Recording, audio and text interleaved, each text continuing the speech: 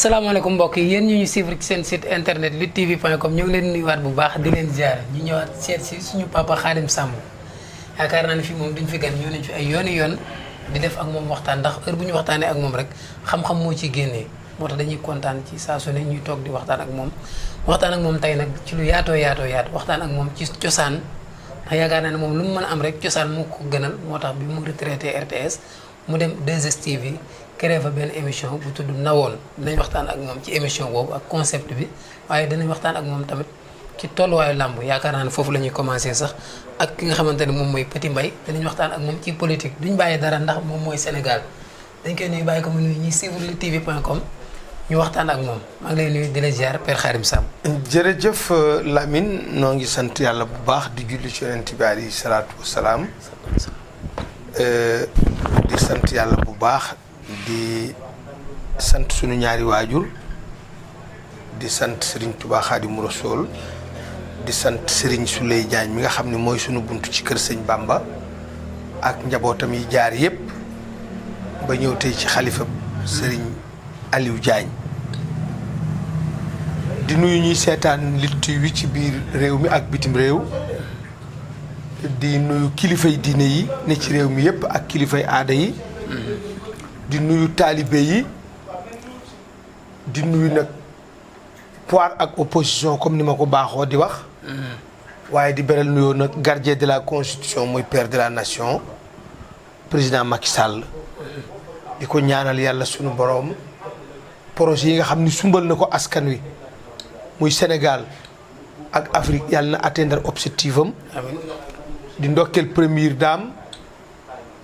di ñaan yàlla sunu borom def ci réew mi jàmm ci màggal la ñu jóge di ndokkeel Serigne Mountakha Bassirou ak njabootug maam Serigne Touba gépp ak njabootug maam Cheikh Ibrahima Fall di ndokkeel umma islam jóge nañu ci màggal ci jàmm noo ngi jëm ci gàmmo di ndokkeel xalif généraux yi nga xam ni yépp ñu ngi ci biir réew mi te askanale leen gàmmo di ñaan yàlla sunu borom nag mbas mii nga xam ni moo fi ñëw ndax ñu tëjeen Kaaba ga ca Màkka tëj Madinatul Munawwara fa yonent bi tëdd tëj jumaa yi ak jàkka yi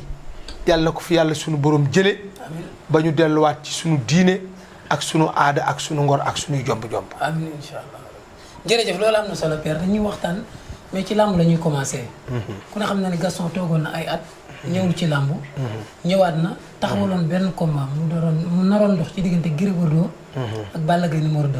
combat bi bu ko taxawalee mu dog njëkk comme ni ngeen koy waxee. jox Gris Bordeaux 10 millions dem nañ ba muy yàgg nag réeroo am ci seen diggante ñoom ñaar. Gris Bordeaux ak Balla Gaye yàqu mu taxawal combat Bombardier ak Balla Gaye numéro 2. ñu ñëw léegi ci directement ci combat ci retour Gaston sax ba pare bàyyi gi mu defoon après ñëwaat. waaw retouru Gaston lu jaadu la ma di ko nuyu au passage di nuyu njabootam yépp di ko ñaanal yàlla sunu borom retour bu mu def yàlla na ko retour bi ëpp njariñ ci moom ëpp njariñ ci askan wi. amiin Gaston ci làmb maa ko gën a xam ñépp mi ngi may dégg Gaston homme de défi la yàgg naa ñëw ci làmb fekk làmb ne selew mu sulli làmb ba làmb taxaw mu tëgg ay combat am ñu jaar ci suuf yàqu ko Gaston miin na loolu waaye nag bu doon jinax ma ni jinaxi baja la ku bari ay tëj fël la tëj fël mooy ay porte yu ndaw buntu sarale mën nañu wax ay pax ku bari pax la tabarkàlla ñi yàggut ak Gaston xamuñu Gaston mais man mi ànd ak moom 92 premier combat bi mu njëkk a tëgg maa ko arbitré ba ñu ñëw 2020 xam naa koy Gaston lii xew nii du gan ci moom te man lambaloog laa bari na sax ñu may dégg ñu ni ko wax mais waxuñu dëgg man mii maay lambaloog dafay wax ne maa jëkk a tëgg roi des arènes sàngam maa jëkk a tëgg roi des arènes sàngam maa jëkk a joxe avance nàngam parce que dinaa ci jaar sax mu leer. waaw maa jëkk a tëgg Yékini fay ko 20 000 jëkk a tëgg Tyson fay ko 150 000 jëkk a tëgg Gris Bordeaux mii ngay wax fay ko 800 000 yóbbu ko Dagana 2001 boole ko Samba Diagne keroog làmb ji dafa yàqu. waaw Samba Diagne Waalo. waaw keroog làmb ji dafa toj maa ngi ko tudde woon Omar Sarr sama xarit suma doomi ndey di ko nuyu au passage muy maire wu Dagana booba mooy ministre de la pêche. boobu yow yaa tëggoon làmb ji en tant que Khadim Samb wala da nga nekkoon facilitateur combat bi man da nga doon coordonné. boobu jamono Omar daf ma tànn en tant que xarit man ak suma doomi ndey bu ñuy wax Momar Ndiaye directeur général la Dakar Vase électrique mu nekkoon président écurie Fass. Momar Ndiaye. boobu jamono 2000 ak 2001 ci communicateur man rek lañ xam ci làmb booba maa ci nekk maay tëgg làmb yi maay arbitré maa nekkoon ci rajo bi ku ne bëggoon a feeñ ku ne bëgg cee wax. xam nga bu mooy la nee 94 bi ñuy fal docteur Alioune Sarr ñaari waxkati làmb amoon Sénégal muy Tafa Ndiaye Khadim Samb mi ngi fi vérifié ko benn communicateur du la ne demoon naa ca drapeau chef de l'état bu Fatick 94 man la maag Tafa Ndiaye kere bi Salloo di daan Yékini Salloo maa ko jëkk a teg bët maag Moustapha Ndiaye ci stade ba bi ci des mooy may wax la ne la maa arbitré Birane Koumba ak Forman Louga drapeau Abdourahmane Sow en tant que ministre de l'intérieur boobu Aminata Mbengue Ndiaye moo nekk ministre de la femme maa arbitré Birane Koumba Alioune Diouf bi ko Alioune Diouf di dóor mu daanu fii maa arbitré Mor Nguer Birane Koumba fii ci stadium Iba Mar Diop combat yooyu boobu jamono yooyu combat Gaston ko tëgg parce que docteur Alioune Sarr bi muy ñëw 94 92 benn promoteur amoon Sénégal parce que ministre Abdoulaye Makhtar Diop bi mu ñëwee à 88 ci la def réforme boobu kakalaaf la fi fekk ni nañuy jaay licence benn nit a jëndoon ñeenti licence Papa Lo yàlla na yàlla xare ko àjjan rakki Alaaji Badara Lo boobu moo jënd licence def benn ci turam def benn ci turu Isma Diaw def benn ci turu Ma Cissé def benn ci turu ku ñuy wax Alaaji Mbacke Dieng maay coordonné làmb yi booba maa koy tëgg maay waxaale combat bi gënoon a seer 250 000 300 000 booba moom laay fay Dame Suger Balla Bey 1 seen premier combat maa ko tëgg fay Dame Suger 200 000 fay Balla Bey 250 000 Balla Bey ngi dund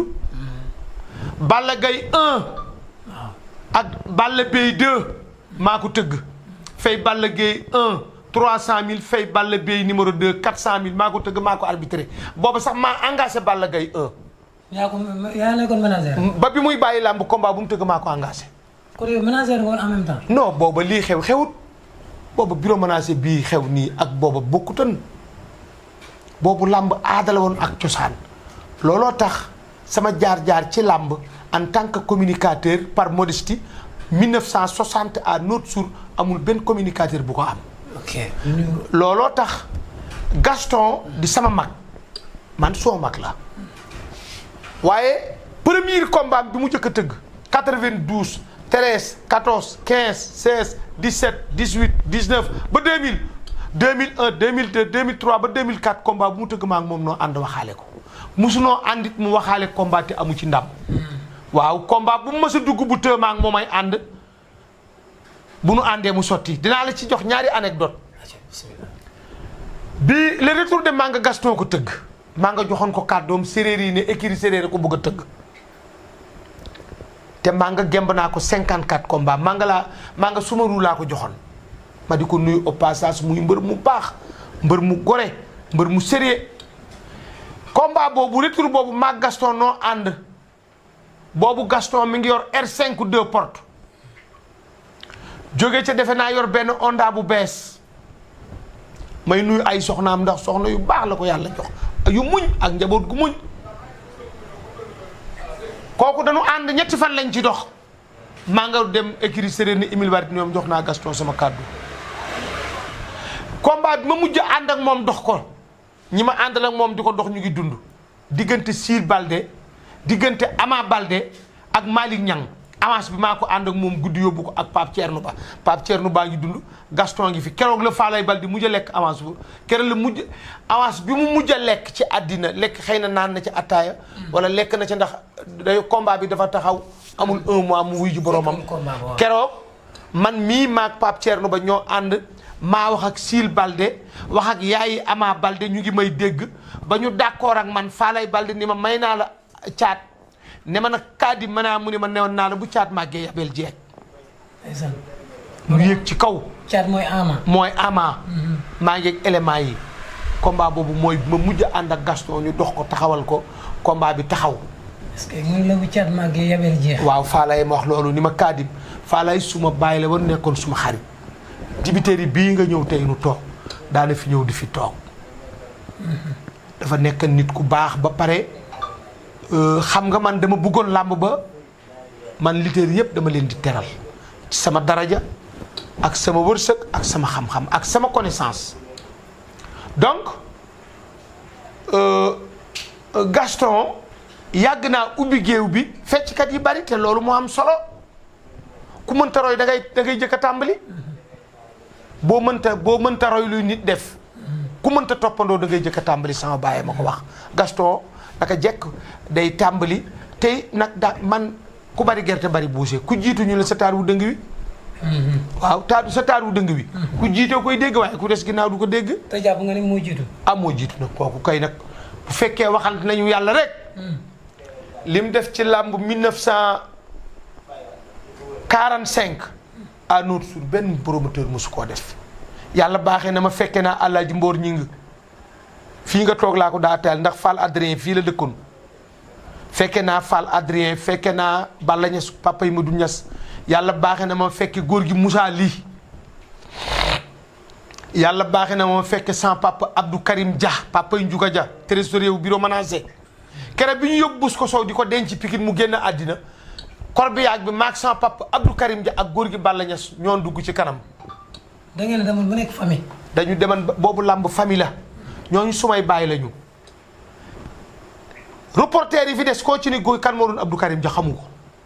koo leen ni Alaaji Mboor ñi ngi Biram ñi ngi mi ngi may dégg Biram ñi ngi dafa doon làmb de papaam promoteur la woon waaye ñoom dañ nekkoon famille papaam dafa àndoon ak góor gi Fall Adrien ànd ak góor gi Balla Ñas ànd ak góor gi ma lewtaan ànd ak papa Abdou Karim ànd ak ku ñuy wax Baye Moussa Ly góoru Tukulóor la woon ku bari woon xaalis yoroon 404 moo yoroon làmbi Tukulóor moom moo doon promoteur bi organisé làmbi Tukulóor mag ñooñu ñoo àndandoo woon nag di ñëw kër dollar ba ma miin leen mag ñooñu jaar nañ fi fekke naa ko fekke naa sama papa Alaaji Bassirou Diagne tuuti yaa ngi dégg parce que après sama papa Bassirou Diagne góor gi Abdou Karim Dia ñoom dañu rebondir dellu si waat demoon ñëwaat waaw parce que ñooñu après Pape Makhari Thiam mag ñoo fi nekkoon ñooñu ñoo créé champion yi ñooñu dañ daa créé champion ku mel ni góor gi Fall Adrien daf lay wax fi mu jaar ak Mohamed Ndiaye Robert Diouf ak ñoom Doudou Baka comprendre nga parce que wax na ma ni ma Mohamed Ndiaye Robert mécanicien la jëkk a def ci àddina fii la ko doon jànge Mohamed Ndiaye Robert waaw donc ñooñu fekke naa leen fekke naa aussi sunu baay muy Alaaji Ngiraan Ndooy may ñaan yàlla guddal fanam mooy papa yi Aliou Ndooy maire Dakar Plateau di ministre de la pêche fekke naa ko mu formé woon benn intellectuel cadre supérieur bu ñuy wax Cheikh Thiaré moo tax bu ma déggee ñuy wax affaire président CNC damay ree parce que ñi koy laaj xamuñu lan mooy CNC. dinañ ñëw ci loolu. donc intellectuel yooyu ñooñu njëkk a dugg ci làmb ak ku mel ni Ablaye Diop Makhtar. xam nga Ablaye Diop Makhtar dafa doon làmb. lii CNC bi di doxal tey Ablaye Diop Makhtar moo ko créé après bi mu jógee ministre sport Ousmane Paye ñëw. Ousmane Paye ñëw ci la indi docteur Alioune Sarr. ci la indi docteur Alioune Sarr. donc mais Gaston ak Alioune Sarr bi ñuy dikk ci làmb ñeenti mbër am kër Sénégal mbaa ñett. mu ñëw liggéey ba. Gaston ñëw liggéey ba ñu bari am kër. Gaston dikk ba tey Gaston ak Alioune Sarr ñoo dikk ba tey jii 90% yi mbër mu ci nekk am nga kër gu jar 100 millions. am na ci mbër yoo xam ni am na ci mbër yoo xam ni man seen bàyyi laa maaseel jamono. ñi seeni baay di dund xam nañ fi ma jaar ak seeni baay xam na fi liñ sekkoon parce que 69 laa dugg Ndakaaru musuma dem cinéma musuma seetaan football du ma seetaan dara lu làmb musuma seetaan dara lu làmb parce que fa ma juddoo làmb rek a fa xew xamuñu leneen yàlla baaxe ma nag ma bëgg làmb ba pare mën a bëre parce que écurie Mermoz man ak Mor Fadam yàlla na ko yàlla xare àjjana sunu mag saa Kajoor Serigne Kane Ngey Loum Cheikh Kane Cheikh Loum Modou Pouy ñoo ànd Kamal Salame financé bañ créé écurie Mermoz Kayre 1 booba Kayre 2 Kayre 2 bii maa ko njëkk a may benn di ko daan sumbu jun Père Kayre maa la wax loolu suma xarit la ah booy Kayre Papa Diène kon moom non Papa Diène Kayre 2 la Kayre 1 ndaama la woon gu gàtt kum jàpp sa tànk nga jaaxaan kon Kayre 2 junior la waroon a tudd Kayre 2 senior la waroon a tudd junior tudd Kayre 3 senior moo waroon tudd Papa Diène Kayre mooy Kayre 2 waaw booy Kayre numéro 2 lañ ko doon wooyee ñoo ko tudde booy Kayre sumbu jun 79 wala 80 loolu lépp suma cursus ci làmb la kon fekke naa ci làmb loo xam ne lii bari na tey ñuy wax ci làmb te fekke wuñ ko te man damay wax ne bala yëf yi doon neex ñu def ëppan woo képp kuy wax ci làmb ñu dajale nu ci benn bés woo journaliste yi ñu di nu laaj xam nga loolu dafa baax. parce que ngeen wane seen bopp. ku ne wane sa bopp wax la nga xam wax la nga fekkee wax la nga def. kon de xanaa ñu bari danañ nopp. ah non non su ma dikkee làmb ji tëj nag bu caaxaan demee dëgg des. non père boo ko ci. banque bii nga toog. waaw ci la ma Serigne Modou Niang fekk ci place bii. xaritam doomi deyam doomi bàyyam mun ñang palil door yebal ko ci man ni ko seetil Xaadim Samb mu dikk waxtaan ak man fii ma di ko nuyu di ko ñaanal ñang baalo may sigéey maram caam yàlla na yàlla guddal fanam ndax mun ñang mu ñaa production booy seet gor na nga ko jàpp ku am yar ku am sutura ku am teggin 85 la ñëw fii timis ni ma damay tëgg làmb dañ ñoo boole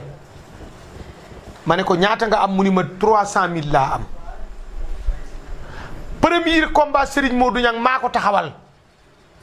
Simel Fay ma fay ko 100 000 fay Pape Fay 100 000 muy 200 000 200 000 yi des ci la ñu organisé boobu fondé rek ngay joxe de 100 000 francs yi jeexutoon ci organisation ci stade Iba Mar Diop bii lañ tëggee làmb ji. 95. 85. maa la wax lii maay wax ak yow. 80 waaw 95 1995. waaw 95. premier combat grand combat bi Serigne Modou tëgg buñ la laajee neel Pape Faye ak Simel Faye. macha allah muy koo xam ne dugg na ci làmb ba fii may wax.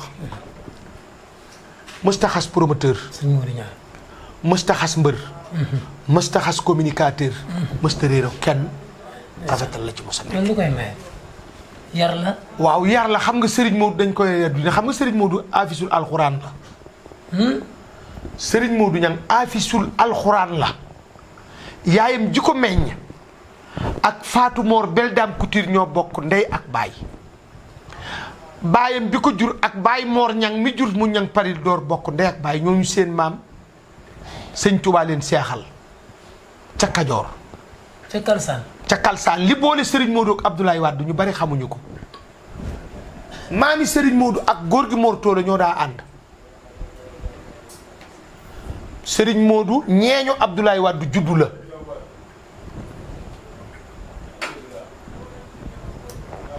waaw donc wax dëgg yàlla.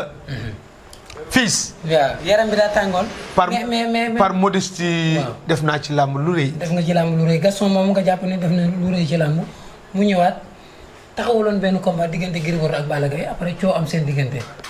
mu bëggaat beneen combat digganteem ak Lac de Guiers am ay coow ci problème mu kase ñu bari nag comme Gaston xam nga ci moom lu bari baaraamu tuuma bi ñu koy joxañ mooy façon de parler façon de parler Gaston comme nga xam nga ko lu baax li nga ko xamal yëpp façon de parler lu yàgg la ci moom wala dafa nekk nitu dëgg rek moo tax muy waxee noonu. Gaston bi mu juddoo ci soxna Soda Fall laman ndànd mi ko jur ak Baye Xaali Mbeng ba tey su dee su ñuulee mën dafa ñuul su weexee mën dafa weex. nitu dëgg la. noonu la mel biir kër ci biir famille am ci biir ay soxnaam ak i doomam bu ñuulee dafa ñuul bu weexee mën dafa weex ñoom lu ci waay bañal Gaston nungulan nga ko mbaa sa kilifa nungulan na ko Gaston def na ci làmb 30 ans nu mu mel xam nañu ko nit ku nekk ak ni ko yàlla bindee Gaston noonu la ko yàlla sunu borom bindee te am na ñoo xam ne kuy jëflanteeg ñoom da ngay wax da ngay wax li nga xam te wax dëgg ndax wax ca télé mujj rafet te lu ci waay wax delloo ko avance wax na lu ko raw te delloo woo ko man nag damaa fekkee mbojj mi moo tax ma xam ni dugub ji tollu mbër mu ci nekk xam naa bi ngay doon mbër fi ñu la fekk ak loo doonoon ak fa nga fekk baax lu fa nekkoon moo tax xale yi mbër yi ñu am mérite lañu ku fekk baraak def ko étage jàmbaar nga ku fekk néegi luyaas def titre foncier jàmbaar nga te man sama bëgg-bëgg moo doon mbër am milliard ndax 1904 1977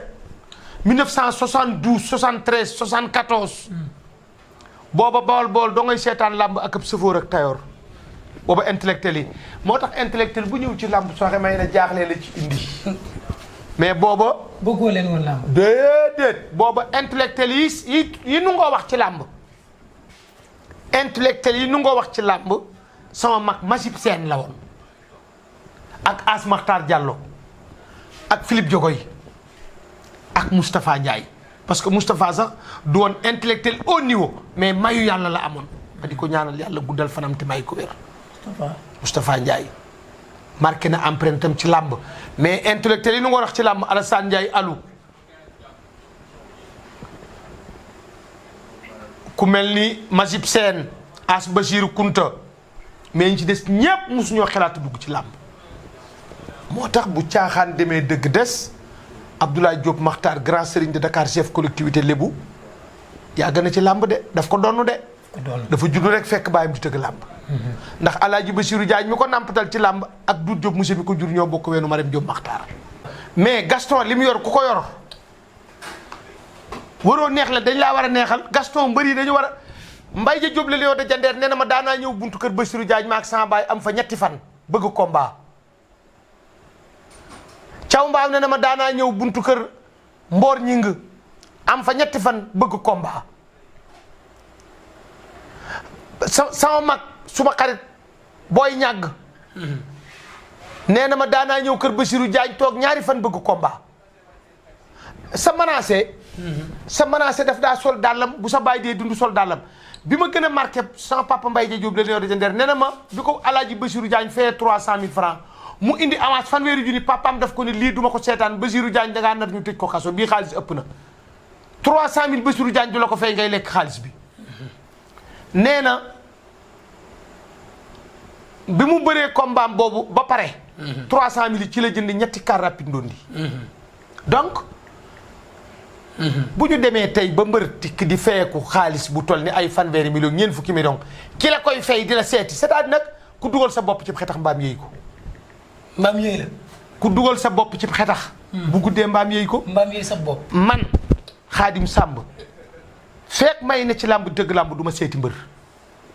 mais nag mbër yu mag yi ku leen bëgg a teg mbër mu mun a doon ak mbër mu mag amul ki yor xaalis yi mbër mu mag mi kon yow da nga jàpp dañoo war a neexal Gaston ngir ba mais loolu moo jaadu mais il faut mais quand même mais mbër mi menacé moo war a ànd ak moom di dem ca kër promoteur ba di ko seeti pour wut combat yow bi ngay liggéey yow bi ngay démissionné bi ñu lay jël Lutte TV da ngaa déplacé ñëw ci rajo bi bind lettre di stage duñ la fay ñaari dërëm paas lañ lay may ba nga at nañu door laa jox lijaasa mais quand même c'est-à-dire promoteurs yi xamuñu seen bopp rek man dernier combat saison bii bi gën a rëy maa ko tëgg. le 9 février. amul benn mbër bu lay wax ne Xaadim Samb néew suma kër parce que man am naa tuuti fu ma wuteeg promoteur damay dégg ñu naa damay wutal mbër yi xaalis ak dama leen a yërëm mais man leen man sama bopp laay wutal lu ma dundee man tëgguma làmb pour mbër mi am xaalis ma dem kaso. tëgguma làmb pour mbër mi am xaalis ay bor topp ma maa lànk. promoteurs yi xëccoo bii ñuy xëccoo moo tax mbër yi fooye leen man. bi may tëgg combat Dame Suguer ak Balla Beye 2 Dame Suguer dafa jóge Kajoor ni ma sama jabar dafa am doom démb du ma ñibbi te aw ma avance ma ne ko yàgg Balla Beye numéro 2 300 000 mu ni ma jox ma avance ma jox ko 150 000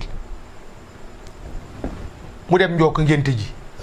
Balla Beye 1 Balla Beye 2 sama rakk la.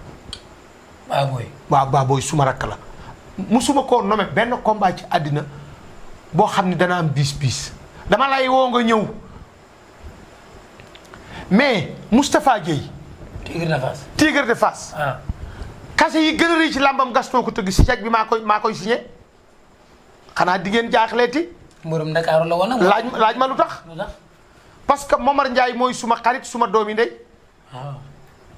benn bés danaa la jox anecdote Momar Ndiaye ngi fi ma di ko ndokkeel di ko félicité di ko ñaanal yàlla guddal fanam may ko wér ak Gaston. amiin.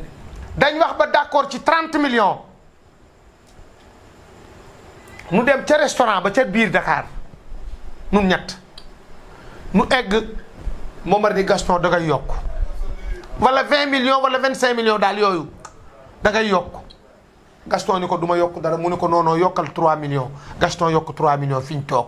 ñu añ ba pare di deseeru Momar ni ko non seet naa daal sarax yi ñu war a génne dafa bari da ngay yokk 3 millions Gaston yokkaat 3 millions ma jóg taxaw ni waa Momar yokk 1 million doy na waaye yow ñetti millions nga yokkul te biñ toogee léegi yokk ngay yokk rek gaa yi toj. combat yi Moustapha Gueye mujj a bëre Momar Ndiaye koy signé chèque bi Gaston joxe maay jël chèque bi def ci son poche. Momar Ndiaye ngi dund moo doon président écurie Fass. Tafa ngi dund Gaston ngi dund. bi àddina sosoo ba léegi liggéey ku koy wut yaay fekk ka yor liggéey nga ne ko damaa bëgg a liggéey. waaye jënd ak jaay est-ce que loolu am na ci nag. jënd ak jaay. yow itam marchandise ku ko bëgg ku jënd ak jaay du jënd ak bi bokkul. voilà bii jënd ak bii jaay bokkul. dama la ne mbër yu mag yi fi nekkoon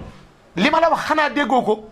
mbër yu mag yi fi nekkoon bàyyi Seydou Khoule bu ma saa bëggal Mbaye Gueye combat mooy déplacé dem kër Alaaji Bassirou Diagne wala mu dem kër Alaaji Mboor Ñing wala mu dem kër Fall Adrien wala mu dem kër góor gi ma xari Caam wala mu dem kër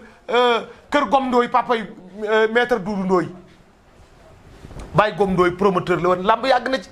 li ma ci xam kenn xamu ko maître Doudou Ndooy ancien ministre de justice Gom Ndooy mi ko jur tëkkati lamb la woon. soo dee kon place Gaston tey wala nga woowoon ko téléphone danga naan bul neexal giri nii Lac de Guiers numéro 2. dara jëy Mamadou Rasulullahi laa wax. loolu nga koy wax. wax naa la giri maa ko jëkk a tëgg fay ko 800000. mais dama la ne naka ngay yore ay 30 millions 40 millions di ko jox gone mu di ko neexal foo ko teg dama la ne yow mii bi ngay dem Lutte TV toog nga fa ñetti at fayu ñu la paas lañ lay may. waru leen a neexal daal. non sama yow grand sama. au contraire mbër yi ñoo ko war a c'est-à-dire Gaston sax Gaston dafa war a wax ak mbër promoteur war a wax ak mbër promoteur menacé la war a waxal. waaw il faut ñu delloo mbattu si ci ndaali promoteur yi lu leen dal ñoo ko teg seen bopp. Petit Baye dama ko doon combat bii ngay tëgg soo ko tëggee dootoo seetaan làmb ñoom ñëpp ci làmb lañ ma fekk. Gaston ci làmb la ma fekk may doxal. CNC ci làmb la ma fekk may doxal. Ligue ci làmb la ma fekk may doxal Serigne Modou ci làmb la ma fekk maay seen doyen ci làmb. Gaston mooy sama mag mais maay doyen ci làmb. xale yu ndaw yi ngay seen baay. xale yu ndaw yi seen baay laa Balla Gaye de kere bi mu juddoo maag Riis Ñang man ak Riis Ñang ak Ndofène Fall noo ànd dem ca kër Alaaji Duubal Lees ca are jaal mbaay fekki ko mu yendoo ngeen te ba ngoon ñu ñëw ne ko Ablaye Diop Makhtar ne dafa bëgg ñu ànd ak yow ak Pape Diop ak Papa Kane pour dañu bëgg a dem campagne 88 mu créé avec Abdou on gagne Abdou Chikroa. boobu ban année la. dama xamul c'était Balla Gaye ban année la juddu. waaw ba xam nga 86 en tout cas soit 88 oui c'est 86. moom la Balla Gaye judd. parce que Balla Gaye 86 la juddu. parce que 88. la Ablaye Diop Makhtar nekk ministre sport. donc. kon Balla Gaye wàññiwul ay atam. non wàññiwul ay atam dama la ne. kere biñ ko yennoo ngénte ba ngoon Riis Ñanga ngi dund Ndofène Fall ngi dund. mun la Ablaye Diop Makhtar yebal. ma ànd ak ñoom ndax boobu man maa xam kër mbër yi. maa leen yóbbu kër lees. kër googu nga xam ni moom la Balla Gaye juddoo ci are jaal mbaay ku ñu wax Paate moo doon menacé duubal lees. jël na ci xaalisu lees 3000 5000 10000 ba tabaxal ko kër gi benn bés Paate ànd ak moom ne ko nañ dem géej waaye ñoom mu ne ko caabi jaa ngi nii mu ne ko ku moom lii mu ne ko yow. duubal lees ko gore la. Paate ko engagé 6000 2500 3000. ba indi ko ci 500000 soose yi dajaloo ne ko dañoo bëgg nga bàyyi wolof muy leen du ma ko def Paate ma jàngal wolof moo ma jox xaalis dee rek may tàqaleeg moom Paate moo engagé duubal lees ba génn àddina leen tàqale Robert sans papa Cheikh Diop a ko engagé yàlla na ñoom ñëpp ñu dund gudd fan ba fii may wax mosu ñoo tàqalikoo Manga Baye Cheikh Diop a ko engagé 3000 francs ba yóbbu ko ci 35 millions mosu ñoo tàqalikoo donc damaa fekkee. damaa fekkee ba kañ lay nekk. année boobu 86 bi Balla Gaye juddoo. 87 88 ñu dem campagne ci la parti socialiste président Diouf. ñu jëndal ci Double Less benn minicar jox ko Papa Kantaare ñu jëndal ko ay gaal Papa Diop Baston ñu wax ko jëndal ko camion ndax moom oto la doon def ñu ngi may dégg ay ndundu lañu ñoom kenn ku ci nekk président takkal na la médaille muy président Abdou Diouf à 88 89. parce que dañ jógee campagne yu 88. kat Abdoulaye Diop Makhtar nekk ministre du sport ñu dem 89. waaw donc noonu la demee kon fekke naa lu bari lu ma xam. te booba jamono menacé. booba mbër promoteur du wax ak mbër danaa la jox lu kenn dul dindi am na benn menacé boo xam ni bii mbër moo xam ni mi ngi dëkk Ndakaaru Médina tëj nañ menacé am parce que dañ ko tëgg amel ko xaalis fayuñu ko ñu jox ko avance de 200 000 francs mu ne leen du ma bëre bañ ne ginnaaw suba la combat bi mu ne du bëre ñu jàpp menacé bi yóbbu 4e arrondissement téye nañ ko fa ñaari fan. ba mu d'accord bëri ñu door a bàyyi menacé bi Mbaye Guèye bi muy bëreeg Alioune Fall 1993 teñ toj arène sénégalaise ci la bàyyi Seydou Khoule bàyyee ñaw parce que dañu bi ñu demee tribunal dañu ne dañuy alamaan Mbaye Guèye mais dañuy jaar ci menacé am sisir machine yi góor gi Seydou Khoule bàyyi Seydou Khoule ki njëkk a nekk menacé ru Mbaye Guèye mooy bàyyi Seydou Khoulem sëñ Touba moo njëkk a nekk menacé ru Mbaye Guèye bi ñu tojee arène sénégalaise sàqi ko ñuy yóbbu bañ yi yóbbu seesi ci lañ dikk Sandaga sisir ay machine am Mbaye Guèye bëri na quelque temps doon fay état ci jooju jamono kon nga xam ni menacé yooyu ak menacé yi duñu benn mbër bu fekkee mbër yi dem ci kër promoteur waxaaleel boppam ba d'accord ne la demal jëli xaalis bi nga jëli xaalis mu seet li ko neex jox la daf laa loué rek. perte nañ seen valeur. waaye yow. perte nañ seen valeur. boobu jamono Aldemba mooy menacé Boy Niang mbëri Pikine yëpp moo doon seen menacé. costume la daa sol waaw. ñuul ko àgg ca kaw. Baye Cheikh Diop mooy menacé ru écrit séréer. Paate mooy menacé ru Double Less ñoom ak Falay am na génn góor gu waaye góor ga waaye Baye Sayer Thiam moo doon menacé ru waalo yi yëpp Baye Sayer Thiam mbaxana mu xonq la daa sol ak kol gu xonq waalo la war moo doon menacé ru waalo yëpp nga ñëw Fass daa mbay nekk menacé ru Mbaye Guèye ñoom ak Pape Mbaye rakkam nga dem caaro yi Riis Ñang magam nekk menacé ru mbëri Papa Kan ñoom ak booba caaro yi ndaataa fa nekk Sele Jéey Jibril Wadd Papa Kan caaro yi ndax turi mbër yooyu ma la jox xam nga leen. benn Papa Kan laa ñu xam. ndaata ak Sele Jéey ak Jibril Wadd maa nga